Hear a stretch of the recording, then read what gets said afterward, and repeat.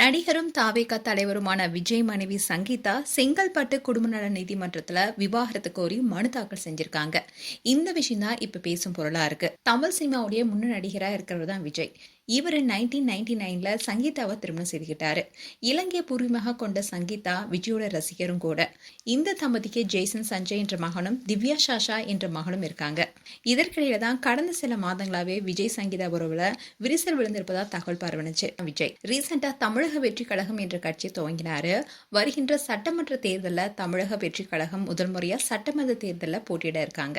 இந்நிலையில் தான் சங்கீதா செங்கல்பட்டு குடும்ப நல நீதிமன்றத்தில் விவாகரத்து கோரி மனு தாக்கல் செஞ்சிருக்காங்க. இந்த சம்பவம் தான் அரசியல் அண்ட் சினிமா வட்டாரத்தில் பரபரப்பை ஏற்படுத்தியிருக்கு.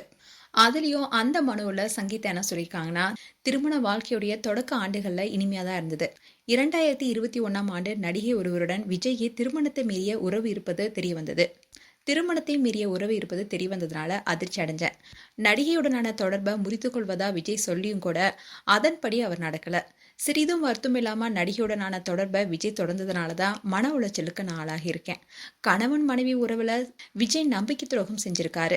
அதனால விஜய் கிட்ட இருந்து விவாகரத்து வழங்கி உத்தரவிடணும்னு தெரிவிச்சிருக்காங்க. அண்ட் இந்த வழக்க வரும் மார்ச் 20ஆம் தேதி விசாரணைக்கு வர இருக்கு. அன்றைய தினம் தாவேகா தலைவர் விஜய் குடும்ப நல நீதிமன்றத்துல நேர்ல ஆஜராவார்னு எதிர்பார்க்கப்படுது. இந்த நியூஸ் தான் சோஷியல் மீடியால பெரும் பரபரப்பை ஏற்படுத்தியிருக்கு.